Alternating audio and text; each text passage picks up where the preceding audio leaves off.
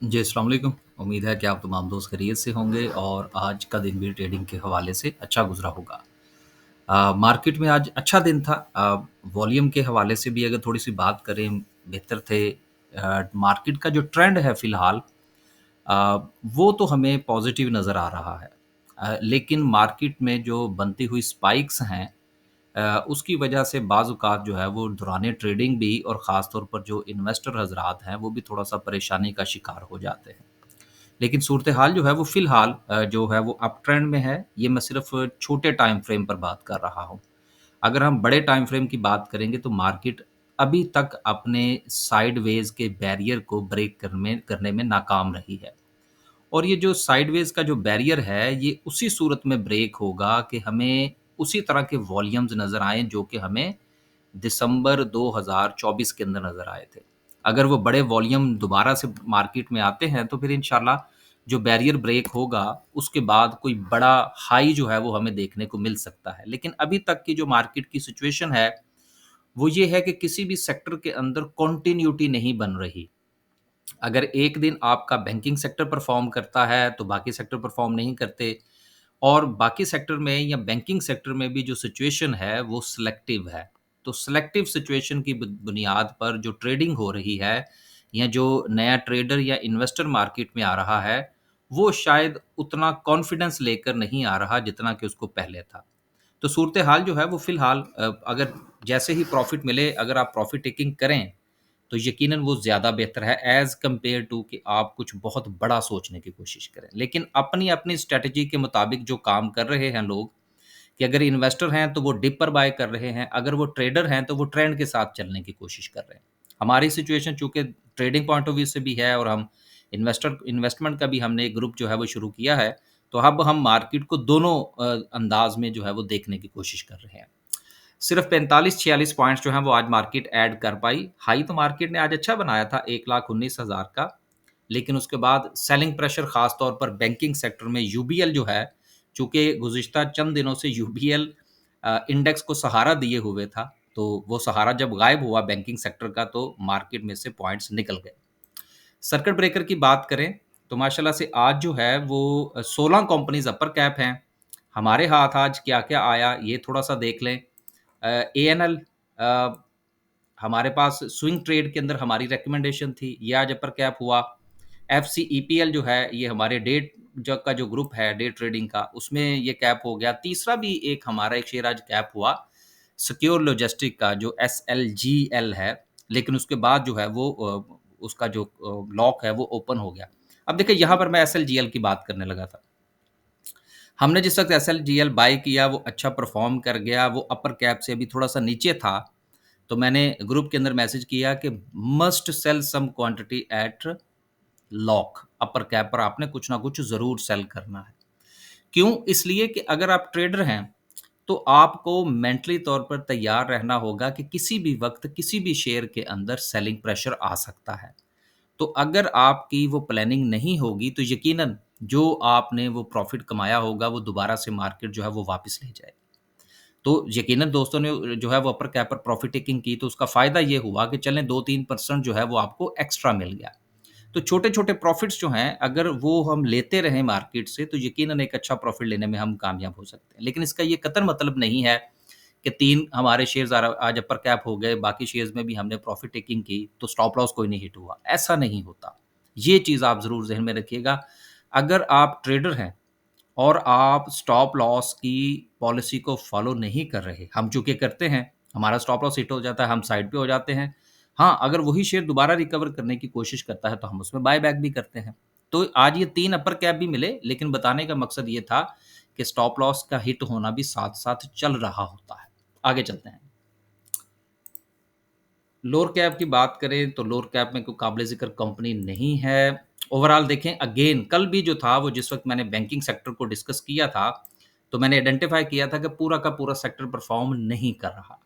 और अगेन आज तो ख़ैर मीज़ान बैंक में भी प्रॉफ़िट टेकिंग देखने को मिली। हालाँकि कल जो था वो हमने अच्छा प्रॉफ़िट बनाया था मीज़ान बैंक में से। अब फ़र्ज़ करें अगर किसी ने वो कल प्रॉफ़िट साथ-साथ अपना बुक नहीं किया, तो आज तो वो सारा प्रॉफ़िट जो है वो अगेन वापस जो है वो मार्केट ले चुकी है। तो ये चीज़ें जो है ये बड़ी इम्पोर्टेंट हैं। ऑयल एंड गैस की बात करें तो ओजीडीसी और पोल थोड़ा-सा सस्टेन किए रखे, लेकिन पूरे के पूरे ऑयल एंड गैस सेक्टर के अंदर एक्सप्लोरेशन में हमें कोई अच्छे वॉल्यूम आज देखने को नहीं मिले। फर्टिलाइज़र में एफएफसी माशाल्लाह अच्छा चल गया, इफट का चूँकि रिज़ल्ट इतना अच्छा नहीं आया, तो इसलिए उसकी सूरत-ए-हाल जो है वो अच्छी नहीं है। हमारे पास चूँकि दोनों थे, एफएफसी भी था, इफट भी था, हम दोनों को देकर लेकर चल रहे थे। इफट में हमने प्रॉफ़िट टेकिंग भी की और देन जो है वो ज़ाहिर-सी बात है फिर हम तो अपने एक सर्टेन लेवल पर एग्ज़िट कर जाते हैं। और एफएफसी जो है जब तक वो चलेगा इंशाल्लाह देखेंगे कितना प्रॉफ़िट देता है। इसके अलावा सीमेंट सेक्टर में देखिए सेलिंग प्रेशर अपनी जगह कंटिन्यू है। एंग्रो जो है ये वापस आने की कोशिश कर रहा है और आज इसमें थोड़ा-सा वॉल्यूम भी जनरेट हुआ है। थोड़ा-सा इसने सस्टेन करने की कोशिश भी की है। तो इन्वेस्टमेंट और बाकी जो छोटे सेक्टर हैं, उनमें भी को ख़ास हमें स्टेबिलिटी जो है वो नज़र नहीं आ रही। बाकी इंशाल्लाह जिस वक़्त कैंडलस्टिक डिस्कस करेंगे तो उस वक़्त थोड़ा-सा देखने की कोशिश करेंगे कि मार्केट जो है वो कहाँ पर जाके अपना पाँव लगा सकती है। हमारी आज क्या सिचुएशन इंशाल्लाह लास्ट पे डिस्कस करेंगे मज़ीद। पहली खबर जो है वो बैंक इस्लामी के हवाले से है जिसका प्रॉफ़िट 19% डिक्लाइन कर गया है। देखिए बैंक्स ने बड़े टका के प्रॉफ़िट्स दिए हैं। लास्ट जो अगर आप देख लें तो यूबीएल का भी रिज़ल्ट भी आउटस्टैंडिंग था। लेकिन बेसिकली हो ये रहा है कि अब चूँकि हमने गुज़िश्ता 6 महीने देखे हैं बैंक्स के अंदर बड़े टका के प्रॉफ़िट्स लगातार जो थे वो उसमें इंक्रीज़ हो रहे थे। तो अगर किसी क्वार्टर के अंदर या वक्ती तौर पर अगर किसी बैंक में या खास तौर पर इफर्ट की बात कर लें तो उसमें अगर प्रॉफिट कम हुआ है तो अब उसका बहुत बड़ा नेगेटिव इम्पैक्ट आएगा। ये होता है ट्रेडिंग पॉइंट ऑफ व्यू से बहुत ज़्यादा होता है, लेकिन जो इन्वेस्टर होता है वो इसको एज ए अपॉर्चुनिटी लेता है। तो बैंक इस्लामी का प्रॉफिट जो है वो 19% डिक्लाइन किया है, लेकिन इसके बावजूद भी अगर हम इसका देखें 2025 का रिज़ल्ट तो 2.35, अगर हम इसको 2.5 थोड़ा-सा कंसीडर कर लें, तो फिर भी ₹10 की अर्निंग बनती है, जो कि कोई बुरी अर्निंग नहीं है, जहाँ पर ये शेयर ट्रेड हो रहा है। ये चीज़ें होती हैं जिनको कैलकुलेशन में देकर चलना होता है कि डिक्लाइन तो आया, लेकिन साथ में क्या शेयर की प्राइस में भी डिक्लाइन आ चुका है। तो दोनों चीज़ों को आपस में कोरिलेट करके देखना होता है कि शेयर की जो मार्केट में जो ट्रेडेबल प्राइस है, क्या वो इस वक़्त आपको कोई अपॉर्च्युनिटी फ़राहम कर रही है या नहीं? तो मेरी नज़र में तो बैंक इस्लामी का रिज़ल्ट जो है, वो इतना बुरा नहीं है। अगला रिज़ल्ट जो है वो बैंक ऑफ पंजाब का है, जिसने कंटिन्यूटी जो है वो बरकरार रखी है अपनी और 3 पैसे का बहरहाल इज़ाफ़ा हुआ और अगर इसके पॉइंट ऑफ व्यू से देखें, तो इसकी ₹2 की अर्निंग बनती है, अराउंड ₹2 से कुछ ज़्यादा की 1 साल की, तो अच्छी अर्निंग है बहरहाल इतनी बुरी नहीं। पीआईबीटीएल के हवाले से बहुत सारे लोगों के सवालात भी थे कि जी अब ये दोबारा कंपनी जो है वो लॉस में चली गई है। बेसिकली ये लॉस में नहीं गई। बात ये है कि माइन्स एंड मिनरल का जो हमारा प्रोजेक्ट है, जब उस प्रोजेक्ट ने चलना है जिसमें आप पहले नंबर पर रेकोडेक को रखें, तो जितना भी सामान यहाँ से बाहर जाएगा उसमें पीआईबीटीएल का हिस्सा होगा, एक चीज़। दूसरी चीज़ ये है कि अब जब से हमारी इकॉनमी थोड़ा-थोड़ा सा चलना शुरू हुई है, तो बाहर से बल्क इम्पोर्ट होने के भी चांसेज़ हैं। तो दोनों सूरतों में जो इंटरनेशनल बल्क टर्मिनल है, इसकी ईपीएस जो है वो बेहतर होने के चांसेज़ मौजूद हैं। तो जो दोस्त अब आप इसको इस पॉइंट ऑफ व्यू से देख रहे हैं कि इसकी अर्निंग बहुत कम हो गई है, तो देखिए इतने कितना अरसा जो है वो सफ़र किया है नेगेटिव ईपीएस के साथ। तो अभी तो थोड़ा-सा ज़िग-ज़ैग चलेगा ना स्टेबिलिटी की तरफ, तो कोई इतने बुरे हालात इसके भी नहीं नज़र आ रहे। अगली जो है वो हमारा इफट का है। इफट का 63% जो है वो डिक्लाइन जो है वो शो कर रहा है। ईपीएस के हवाले से कि ₹5.81 की जो अर्निंग 2000 मार्च 2024 के अंदर, इस साल वो ₹2.17 रह गई है और 50% से भी ज़्यादा डिक्लाइन कर गई है। ये बहरहाल एक थोड़ा-सा वक़्ती तौर पर ये ज़रूर हो सकता है कि जी इफट की इतनी अर्निंग कम हो गई। लेकिन आने वाले दिनों में जो हमारे सीज़न है, एक और इसका जो प्रॉफ़िट का सॉरी लॉस एंड प्रॉफ़िट का जिस वक़्त हमारे पास शीट आएगी, तो वो देखनी ज़रूरी होगी कि आया कि ये उसमें इम्प्रूव करता है या नहीं। हाँ, अलबत्ता अगर उसको ये इसी तरह से कंटिन्यू करता है, तो फिर बहरहाल ये एक अलार्मिंग सिचुएशन होगी। वो हमने वो शुरू किया है ना इन्वेस्टमेंट वाला ग्रुप, तो उसमें मैंने कुछ 4-5 शेयर्स जो थे वो इस वीक में दोस्तों को रिकमेंड कर दिए कि जी आप इनके ये बाइंग लेवल्स हैं, यहाँ पर आप बाइंग जो है वो शुरू करें। तो काफ़ी दोस्तों ने मैसेजेस किए जी कि इफट और बाकी 2-4 शेयर जो है वो आपने क्यों रिकमेंड नहीं किए? तो देखें बात ये है, हमने तो ये देखना है कि जो शेयर्स टॉप पर खड़े हैं, उनसे थोड़ा-सा परहेज़ किया जाए। हाँ, जो थोड़ा-सा नीचे आके अपने आप को कंसोलिडेट कर रहे हैं, वहाँ पर आपके बाइंग ज़ोन बनते हैं, जिनको आपने थोड़ा-सा अरसे के लिए लेकर चलना है। क्योंकि इन्वेस्टमेंट पॉइंट ऑफ व्यू से आपने डिविडेंड तो लेना है, लेकिन अगर उसके साथ कुछ थोड़ा-सा कैपिटल गेन भी मिल जाए, तो उसमें क्या मुज़ायका? तो कैपिटल गेन उसी सूरत में मिलेगा कि अगर आप शेयर को किसी थोड़ा-सा अच्छे लेवल पर खरीदने में कामयाब हो जाएँगे। तो हमारा जो इन्वेस्टर ट्रेडर ग्रुप है, उसमें हमारी कोशिश ही ये है कि हम बाइंग ज़ोन आइडेंटिफ़ाई जो कर रहे हैं, वो डिविडेंड प्लस कैपिटल गेन के पॉइंट ऑफ व्यू से है, ताकि कुछ अरसा जब आप उसको होल्ड करें, तो डिविडेंड भी मिले और साथ में कुछ कैपिटल गेन भी मिले। अगली खबर जो है वो गवर्नमेंट ऑफ पाकिस्तान के हवाले से है कि जिन्होंने बिडिंग का प्रोसेस जो है उसको शुरू करने के लिए जो मामलात हैं वो आगे बढ़ाने शुरू कर दिए हैं और 24 तारीख से ये मामला शुरू करने जा रहे हैं पीआईए का। अभी तक भी जो सिलसिला है हुकूमत का वो यही है कि जी हम इसको बजट से पहले प्राइवेटाइज़ कर देंगे।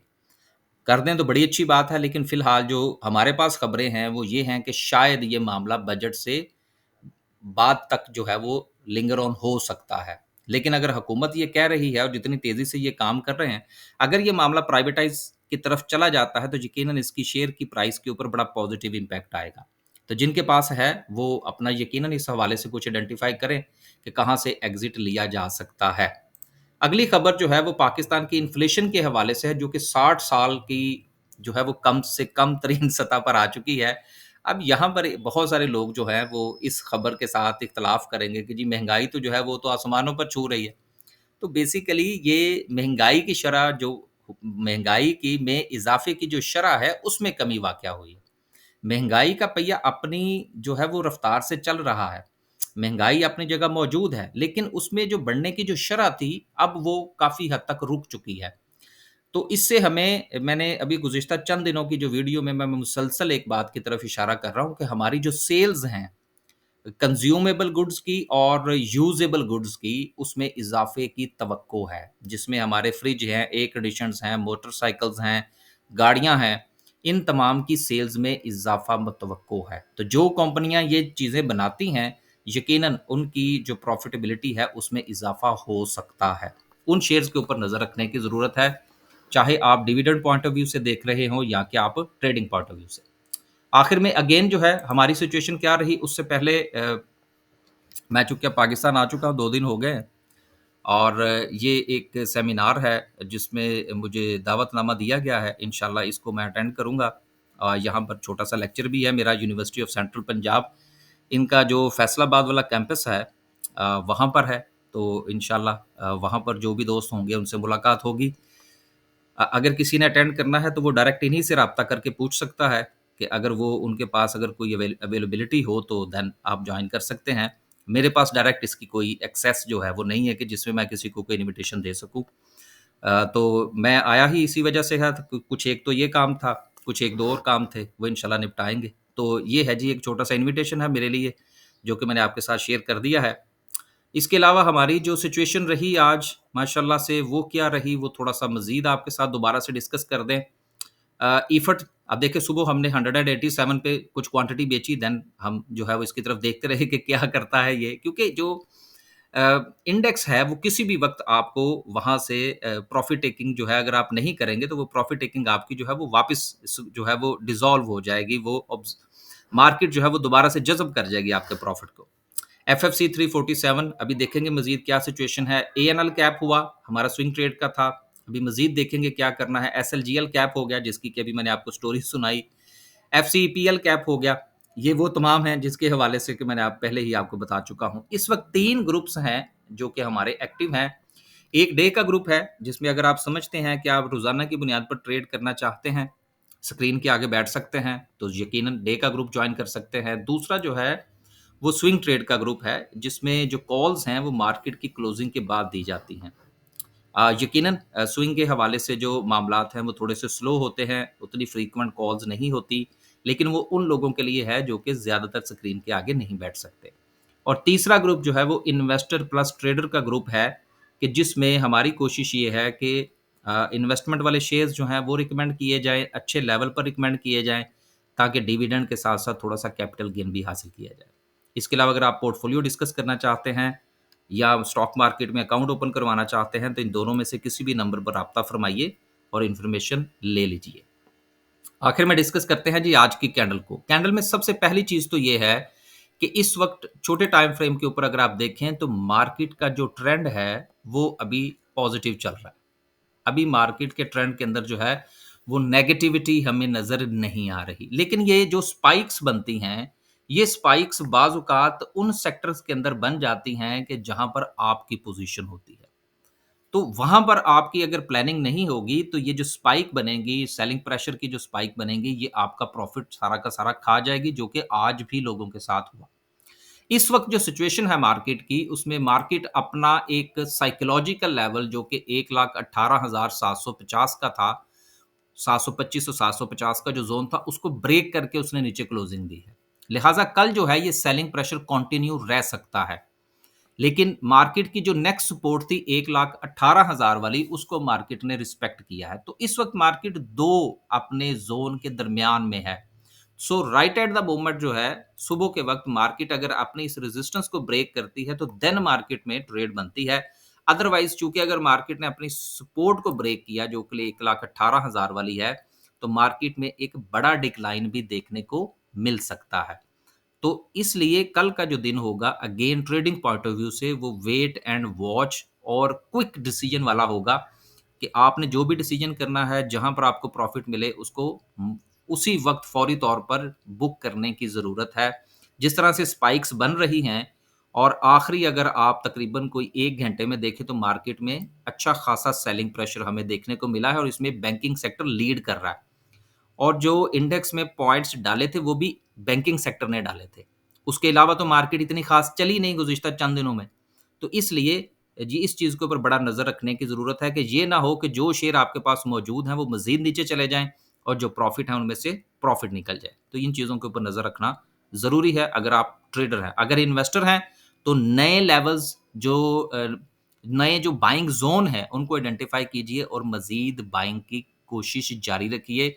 यही वक़्त है जिस वक़्त मार्केट में प्रेशर हो, सेक्टर पर प्रेशर हो या इंडिविजुअल शेयर्स पर प्रेशर हो तो उसी वक़्त ही उनको बाय करना चाहिए।